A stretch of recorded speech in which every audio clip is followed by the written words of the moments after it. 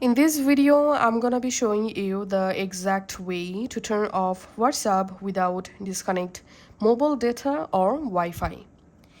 Go to your phone settings. In settings, scroll down and tap on apps. Now from this app list, you have to find out the WhatsApp app, then tap on that.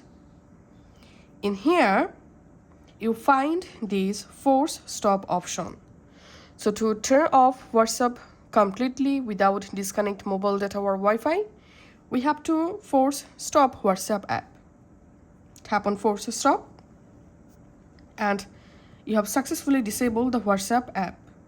And don't launch the WhatsApp app until you change your mind.